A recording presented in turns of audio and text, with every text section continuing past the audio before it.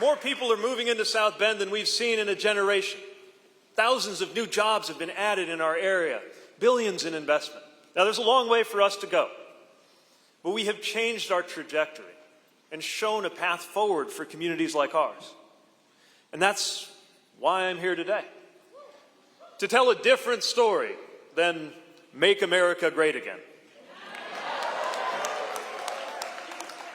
Because there's a myth being sold to industrial and rural communities. The myth that we can stop the clock and turn it back. It comes from people who think the only way to speak to communities like ours is through resentment and nostalgia.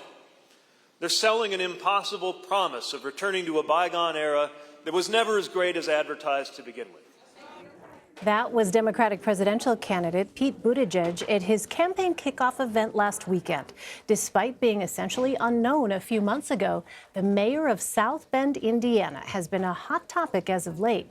Buttigieg raised more than $7 million since launching his campaign.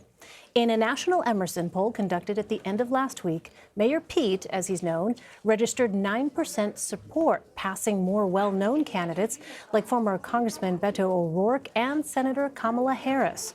Joining me now is Andy Downs. He's the director of the Mike Downs Center for Indiana Politics at Purdue University in Fort Wayne. Andy, thanks so much for being with us. What issues are most important to the Buttigieg campaign? What is he running on?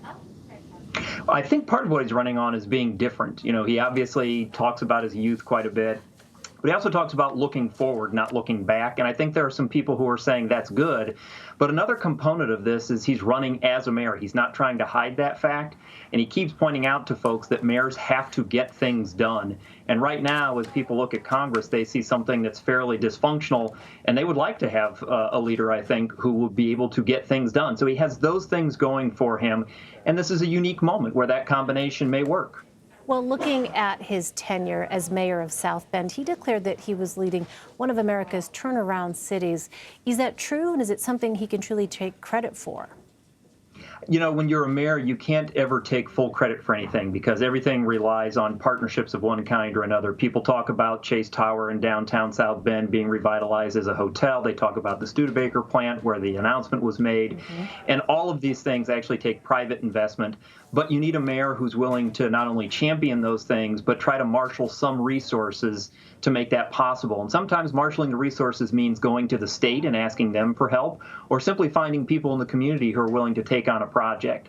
Then there's always the more mundane stuff, like changing the direction of streets from one way to two-way so that you have more viable options for businesses at ground level in buildings. Well, what were the biggest local criticisms of Pete Buttigieg? There really are probably two that come up most often. One of them is his plan for dealing with vacant and abandoned houses. He was very aggressively going to either knock them down or try and get them rehabbed, and in many instances that meant knocking them down.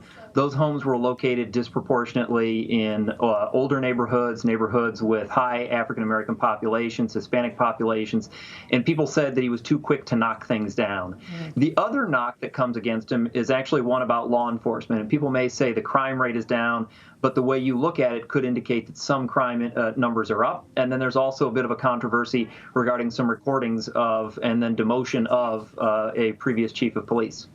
Well, I'd like to read some phrases used recently in headlines about Pete Buttigieg. Quote, Pete Buttigieg is the hottest thing in politics. Pete Buttigieg is having a moment. Pete Buttigieg just had one hell of a week. The Pete Buttigieg boom. Mayor Pete is the Mr. Rogers of presidential candidates.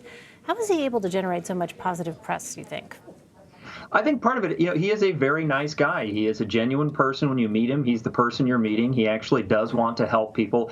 And he's very good at actually listening to what people have to say. We go back to the vacant and abandoned housing plan he had. There are a number of people who did not like that plan initially, who came to his side after he sat down and listened to them and then modified the plan in order to take into consideration their concerns. So I think that's part of it. And then once again, this is just a unique moment when a non-traditional candidate has an opportunity. The question is, will he be able to continue to meet expectations and show momentum moving forward? It's a long time still until Iowa. I know. What is your sense, having had a sort of up close and local look at Pete Buttigieg, about whether or not he'll be able to continue with the momentum he's been enjoying? I think in many respects this has happened a lot faster than people would have expected. And so the danger, of course, is that he'll be viewed as peaking too soon. But since there is no primary, there is no caucus coming up for a number of months, as long as he's able to hit targets in terms of fundraising, as long as he continues to show well in polls, he'll be able to say he is continuing to show progress. He's continuing to meet the expectations that are out there.